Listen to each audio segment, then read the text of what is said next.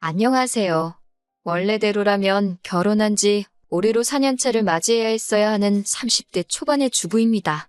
이혼한 이야기가 뭐가 자랑이냐고 사연까지 정리하시겠지만 저는 요즘 전에 없이 잘 지내고 있어요. 혹시나 사연 들으시는 분들 중 저와 같이 이혼을 생각만 하고 계시는 분들께는 너무 어렵게 생각하실 필요 없다는 말씀을 드리고 싶네요. 물론 개인적인 사정이란 게 사람마다 다 다르니 제가 무조건 옳다고 하기는 그렇지만요. 그래도 저는 제가 좋은 결정을 내렸다고 생각합니다. 이혼하면 이렇게 속이 후련하고 편한 거였는데 그동안 뭐가 그렇게 두렵고 무서워서 시간만 끌고 있었는지 허송세월 빈 껍데기로 시간만 날린 것 같아서 그게 참 후회가 되네요.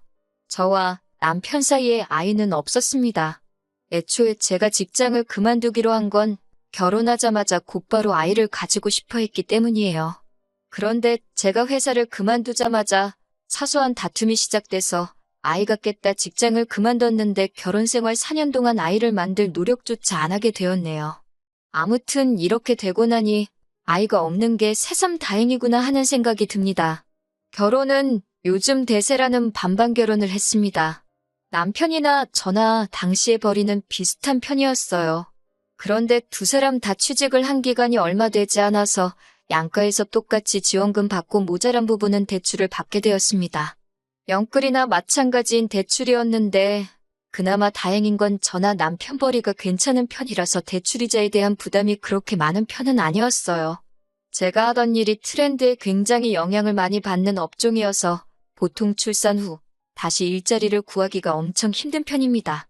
그런데 또 그런대로 프리랜서로 일을 할 수 있는 기회가 다른 직종보다는 괜찮은 편이라서 남편과 긴 상의 끝에 회사를 그만두고 프리랜서로 일을 시작해보려고 했어요. 출산과 육아로 생기는 공백이 부담스럽기도 하고 아이가 태어나고 안정적인 가정을 꾸리는 것도 좋지만 저는 제 커리어를 그런 식으로 포기하고 싶지는 않았거든요. 물론 프리랜서가 된다 하면 지금 회사에서 받는 안정적인 수입은 꿈도 꾸지 못할 수도 있는 리스크가 있었습니다. 잘 풀리면 회사에서 버는 돈 그 이상을 벌 수 있지만 반대로 말하자면 일거리가 하나도 들어오지 않는 경우도 있거든요. 그래도 결혼 생활 1년 2년 하는 것도 아니고 아이도 하루 이틀 키우다 말게 아니기 때문에 제가 하루라도 빨리 프리랜서로 이름을 알리는 게 나중을 봤을 때는 더 도움이 될 거라 생각했어요. 남편도 잘 할 수 있을 거라면서 저를 응원해줬습니다. 이런 어려운 결정을 내리는 데는 당연히 남편이 제게 용기를 북돋아 주었기 때문이 컸어요. 그런데 알고 보니 그런 게 아니었네요. 회사를 그만두면서 그래도 대표님이 저같이 실력 있는 사람을 어디서 또 구하냐며 많이 아쉬워하셨어요. 혹시나 나중에 아이가 태어나고도 복직할 계획이 있으면 연락이나 한 통 달라고까지 해주셨네요. 그냥 해주는 말이었겠지만 제가 그동안 회사에서 최선을 다했다는 이야기처럼 들려서 기분은 좋았습니다. 대표님도 대표님이지만 저도 많이 아쉬웠어요. 대우도 좋았을 뿐더러 이 회사에 들어오려고 정말 엄청 많은 준비를 했었기 때문에 이렇게 그만두게 되는 게 너무 아쉬웠습니다. 그렇게 프리랜서 생활을 시작한 지 한 달이 지났을 때의 일입니다.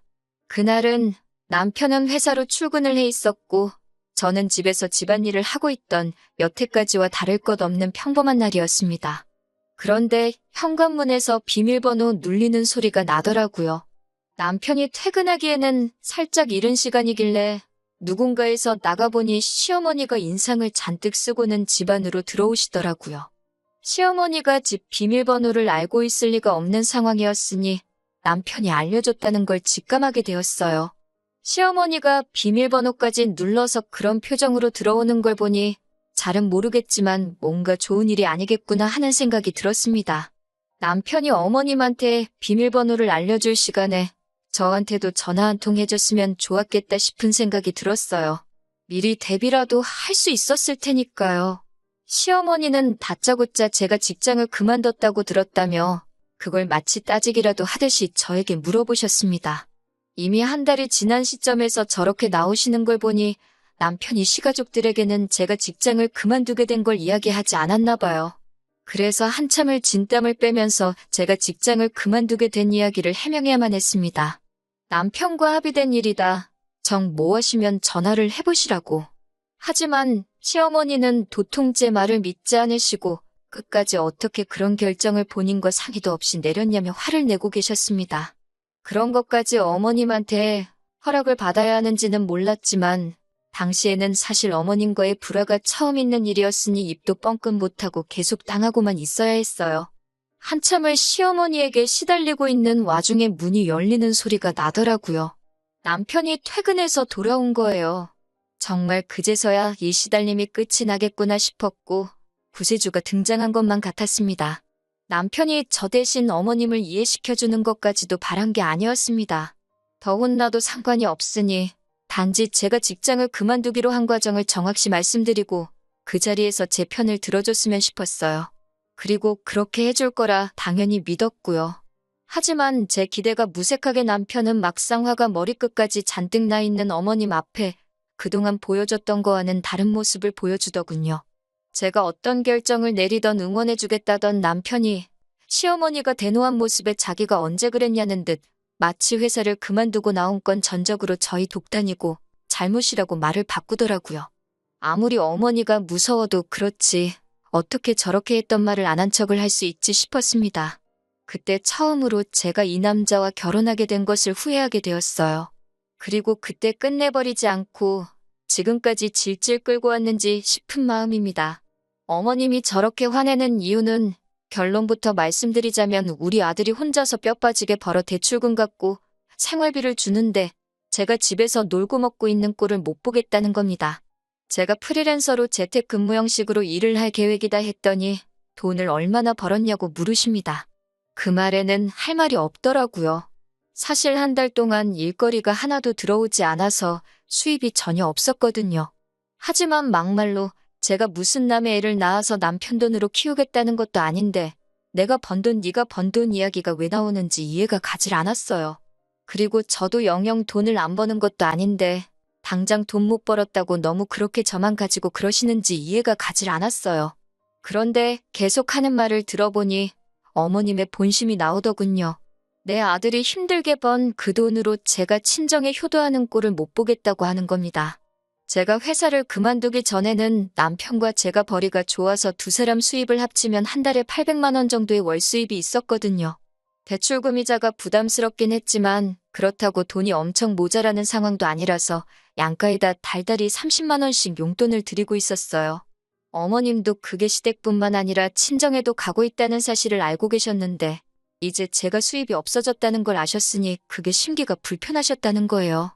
안 그래도 제가 직장을 그만두면서 수입이 많이 줄게 되었으니 드리기로 한 용돈은 제가 자리 잡을 때까지 못 드리지 않을까 싶어 그만 드리기로 했었는데 남편이 그래도 드리던 게 있는데 어떻게 한순간에 끊냐면서 제가 수입이 생기기 시작하면 무슨 문제가 되겠냐며 남편 고집 때문에 저희도 없는 형편에 계속 보내고 있던 거였거든요. 그래서 어머님께 안 그래도 그것 때문에 남편하고 상의를 했었다고 저희도 그게 부담스러운 상황이니 제가 프리랜서 일이 자리를 잡을 때까지는 당분간 안 드리는 걸로 하겠다고 했습니다. 그랬더니 또 어머님이 그걸 왜 네 맘대로 정하냐고 하시는 겁니다. 내 아들이 번 돈이니까 자기는 받고 너네 집에는 보내지 않는 게 맞다고 하시는 거예요. 뭐 계산이 그렇게 되나 싶어서 더 따지고 들고 싶었는데 결과적으로 어머님이 하는 말은 한 가지였어요. 내 아들이 번 돈을 친정에 빼돌리지 말라는 말이셨죠. 그러니까 달달이 드리던 용돈만이 아니고 예를 들면 명절 때나 어버이날 때 친정 부모님 생신과 같이 뭔가를 해드리는 그런 날들은 앞으로 챙기지 말라고 하시는 거였습니다. 이게 다 앞으로 자녀 계획 때문에 그런 거다. 현재는 수입이 없지만 조만간 생길 것이다 등등 제 이야기는 하나도 듣지 않으시고 내 돈은 내 돈, 내 아들 돈도 내 돈이라고 확실히 선을 긋고만 있었습니다. 그 와중에 남편은 찍소리도 못하고 오히려 엄마 말이 맞다는 듯이 수긍을 하고 있으니 옆에서 지켜보는 제 속이 다 답답하더라고요. 어머님이 자기 할 말만 다 하고 돌아가시니 그 시끄러웠던 집이 언제 그랬냐는 듯이 조용해지더라고요. 저는 그때까지도 남편이 어머님 말씀에 맞장구 쳐주고 하던 게 다 어머님 기분 맞춰주면서 상황을 유연하게 해결시키려 한 거라 굳게 믿었는데 그게 아니더라고요. 남편은 난데없이 엄마 말이 틀린 게 하나도 없지 않냐고 하면서 대출이자 내고 생활비 주면서 자기도 자기가 쓸 돈이 없어서 그동안 회사에서도 후배들한테 커피도 한 잔 못 사주고 그랬던 게 너무 자존심이 상했다고 하는 겁니다. 당장이야 제가 수입이 없는 건 맞지만 애초에 회사를 그만두고 프리랜서를 하는 게 좋겠다고 등 떠밀던 게 누군데 저러고 나오니 어이가 없었어요. 같이 결정한 걸 가지고 왜 내 탓만 하냐고 했더니 누군 한 달 동안 수입이 없을 줄 알았냐고 하면서 그게 다 제 능력이 부족해서 그런다는 겁니다. 결국 이제부터는 네 돈, 내 돈 따로 관리하자고 하더니 생활비도 필요한 이유를 적어서 자기한테 다서 쓰라고까지 하더군요. 솔직히 그때 이혼까지 생각하기도 했습니다. 그런데 한편으로는 결혼한 지 3개월 만에 이혼하는 부부가 세상에 어디 있나 싶기도 하고 괜히 주변으로부터 손가락질을 받지는 않을지 친정 부모님이 주변 사람들한테 면목이 서지 않지는 않을지 정말 너무 여러 가지가 다 걱정이 되었습니다. 그래도 그때 적어도 일을 그만둔 한 달 사이에 아이가 생기지 않은 게 천만다행이라는 생각을 했습니다. 다음 날이 되어서 저는 제가 다니던 직장을 찾아갔습니다. 차라리 애를 안 낳고 살면 살았지 저런 취급을 받으면서 살고 싶지는 않았거든요. 회사 대표님은 저를 반겨주면서도 조금만 더 일찍 오지 그랬냐면서 난색을 표했습니다. 회사에서는 이미 벌써 제 빈자리를 채우기 위해 인력 중원을 해놓은 상태였고 그걸 저 때문에 물을 수 없는 상황이다 보니 저를 다시 복직시킬 만한 여력이 없었던 거예요. 제가 제 발로 사표를 내고 나갔는데 누구를 탓하겠어요? 그렇게 그냥 아무런 소득 없이 집에 돌아오게 되었네요. 남편은 퇴근하고 오더니 그렇게 큰 소리를 치더니 복직은 어떻게 된 거냐며 빈정대듯이 물어보더군요. 잘 안 됐다고 하니 그럴 줄 알았다면서 왜 멀쩡히 다니는 회사는 그만둬가지고 이 사단을 만드냐고 계속 제 속을 긁기 시작했습니다. 정말 너무 분하고 화가 나는 와중에 남편이 심호와 작당을 하고 그날부터 저에게 왜 그렇게 했는지 그 이유를 알게 되었네요. 남편이 아버님 건강검진을 다녀와야 하니 저보고 모시고 다녀오라고 하는 거예요. 어머님도 계시고 시동생도 있는데 제가 그걸 왜 가야 하느냐 따지니 생활비를 받으려면 제가 그에 합당한 일을 해야 한다네요. 세상에 제 편만 들어줄 거라 생각했던 남편 입에서 그런 소리가 나오니 정말 어이가 없었습니다. 대놓고 저보고 식모살이를 하라고 하는 거잖아요. 화가 머리끝까지 나서 한 번만 더 나를 식모 취급을 했다간 그땐 이혼해버리겠다고 했습니다. 그리고 그깟 대출이자와 생활비는 내가 가져다 줄 테니 이딴 거 한 번이라도 더 나한테 시켰다간 어떻게 되는지 한번 보자고 했어요. 남편도 결혼하자마자 이혼하는 건 좀 아니라고 생각했는지 그때부터는 아무 말도 없었습니다. 그리고 그날부터 저는 낭만 잔뜩 남아서 복직은 못했지만 어떻게든 일거리를 받아와서 두 모자들 입도 뻥끗 못하게 만들어버려야겠다는 생각뿐이었습니다. 하늘도 이런 저를 도운 건지 저는 전 직장의 대표님으로부터 연락을 받게 되었어요. 복직 이야기는 아니었지만 회사에 들어오는 일거리 중에 단가가 안 맞는 일들은 저한테 소개를 시켜주고 싶으시다는 거였습니다. 물론 대표님도 그 과정에서 중개료식으로 돈을 얼마 떼가긴 하는 거였고요. 대표님 입장에서는 단가가 낮지만 잠재 고객일 수 있는 사람을 잡을 수 있어서 좋고 제가 어떤 사람인 줄 알고 있는데 그렇게 저를 보내고 나서부터 한동안 마음에 걸려하셨다는 거예요. 처음 받은 일은 정말 얼마 되지도 않는 일이었는데 어차피 대출이자만 반반씩 내기만 하면 되는 거니 뭐가 됐든 해보기로 했어요. 뭘 하든 남편이나 시모 계획대로 시가족 뒷바라지를 하면서 돈을 다 쓰는 것보다는 나을 거라 생각했거든요. 아무튼 그렇게 점점 프리랜서 활동이 자리를 잡기 시작했고 벌이도 늘어나게 되었습니다. 대표님이 일가물은 물어다 주던 것 외에도 활동하면서 입소문을 타게 되니까 알아서 일거리도 들어오기 시작했고요. 그리고 그때부터는 일 때문에 밤 늦게까지 작업을 해야 하는 일도 있었기 때문에 남편과 갑방 생활을 하게 되었습니다. 그러다 보니 2년 전부터는 이제 더 이상 대표님의 도움 없이도 일거리가 차고 넘쳐나는 정도로 성장하게 되었고 벌이도 회사를 다닐 때와는 비교도 안 되는 많은 돈을 벌게 되었습니다. 제가 돈을 벌어오니 남편도 더 이상 저한테 아무 말도 못하더군요. 일부러 보란듯이 제가 번 돈으로 친정부모님 차도 새 거로 한 대 뽑아드리고 일부러 친정집으로 택배 보내도 될 거 저희 집으로 받아서 남편 보여준 뒤에 친정으로 다시 보내고 했습니다. 제 일이 바빠지면서 집안일도 딱 제가 필요한 것만 하고 남편이 해야 할 건 남편이 알아서 하게 냅뒀어요. 대외적인 자리에서는 사이좋은 부부인 척 연기를 했지만 사실 룸메이트나 다름없었습니다. 그리고 얼마 전이었습니다. 식모로 부리려던 제가 돈을 잘 벌게 되니 식모로 쓸 바에야 이젠 제 돈을 쓰는 게 낫다는 생각을 했나 봐요. 집에서 일하고 있는데 또 비밀번호 눌리는 소리가 나더니 시어머니가 들어오더라고요. 그렇게 비밀번호를 바꿔봐야 소용이 없는 게 바꿔봐야 남편이 다 알려져 버렸으니 이제는 그냥 그러려니 하고 있습니다. 시어머니가 들어오자마자 잠깐 이쪽으로 와보라고 하더라고요. 저는 지금 일을 하고 있는 중이라 시간을 못 내드린다고 했습니다. 평소 같으면 얼마나 대단한 일 하길래 어른이 부르는데도 본체만치 하냐며 빈정대실 분이었는데 별 대꾸도 없으시고 거실 소파에 앉아서 가만히 계시더라고요. 왜 저러나 싶었는데 또 조용히 기다리고 있으니 사실 일이 다 마무리된 상황이었는데도 바쁜 척 하면서 시간만 보냈습니다.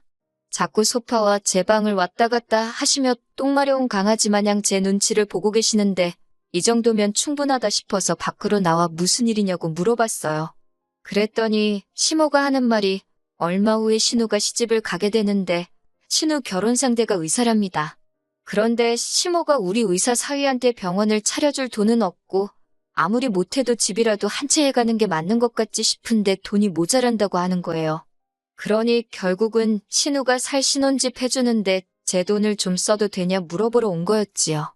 그 돈을 제가 왜 줘야 하냐고 대번에 물었더니 시모가 쩔쩔매면서 어떻게 좀 안 되겠냐 계속 부탁을 하시는 거예요. 여태 4년 동안 남편하고 저하고 따로 돈 관리를 해왔으니 제가 아니라 남편한테 물어봐야 하는 거 아니시냐 물어봤죠. 그랬더니 어머님은 남편이 따로 모아놓은 돈이 없다는 사실을 말해주시더라고요.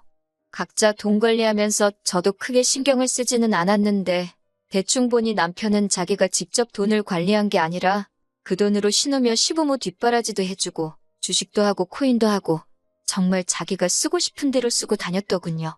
그러니 모아놓은 돈이 4년 동안 1,000만 원도 되지 않아서 결국 시어머니가 저한테 와서 고개 숙이고 돈을 좀 해보려 하시는 거였고요. 그래서 알겠다고 말씀드리니 시모 얼굴에 웃음꽃이 활짝 피더군요. 돈이 3억 원이 어쩌고 하시길래 그러면 신우한테 앞으로 우리 집으로 출근하면 된다고 했어요. 어머님이 무슨 소리냐는 듯한 표정으로 쳐다보시길래 남편이 4년 전에 제게 말한 대로 그 돈을 받으려면 그 돈에 맞는 합당한 일을 해야 하지 않겠냐고 말씀드렸죠.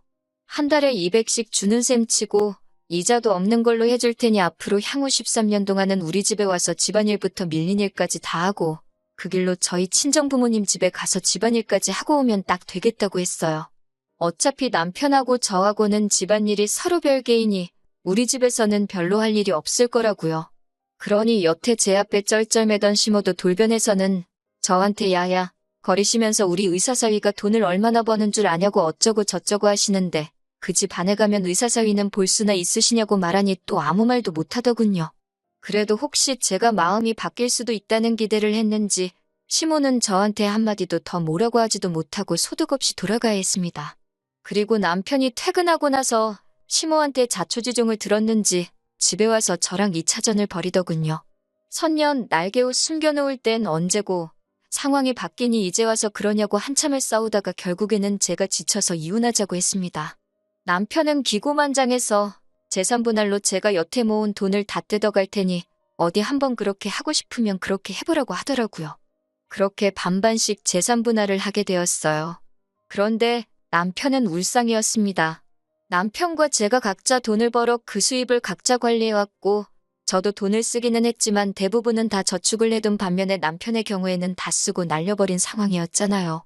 그래서 남편에게는 재산 형성의 의사가 없던 걸로 간주가 돼서 나눌 재산이 없다는 판결이 나왔기 때문이죠. 반반씩 재산 분할을 하게 된 건 신혼집이었고요. 어차피 남편하고 지내던 그 집구석 정이란 게 하나도 들지 않았기 때문에 집은 너하고 돈이나 제때 보내달라고 했습니다. 그렇게 시댁은 또 난리가 난 거죠. 신우 시집 보낸다고 집을 해가려고 했는데 돈을 어디서 구하기는커녕 재산 분할하면서 저한테 내줘야 할 돈만 더 늘어난 겁니다. 애초에 알고 보니 신우도 그 의사 남자친구한테 병원 개업을 빌미로 결혼 이야기를 주고받았었나 봐요. 그런데 개업은커녕 개털도 없는 시댁 상황을 알고 나서는 결혼은 결국 없던 일이 되고 말았다네요. 진작에 이혼했어야 했는데 남의 시선을 너무 의식했나 봐요. 이혼한 지는 조금 되었는데 생각보다 타인들이 저에게 그렇게 관심이 없더라고요. 제가 괜한 걱정을 했었나 봐요. 저희 부모님도 당신들 면목보다 제가 그렇게 힘들게 살고 있었다면 진작에 말을 하지 그랬냐면서 현재는 제가 걱정하던 것과 정반대로 모든 게 잘 풀리고 걱정 없이 살고 있습니다. 이혼한 지 얼마나 되었냐고 벌써부터 연애질이라고 뭐라고들 하실 텐데 사실 지금 만나는 사람도 따로 있어요. 똥차가 가고 벤츠가 온다더니 사실 제가 여기까지 올 수 있게 저를 많이 신경 써주고 도와줬던 전 직장 회사 대표님하고 좋은 만남을 가지고 있습니다. 하지만 저도 실패의 경험이 있다 보니 조금 신중하기는 해요. 다시는 그 어떤 후회가 남지 않게 여우같이 잘 계산해서 앞으로는 더 행복하게 살아보려고 해요.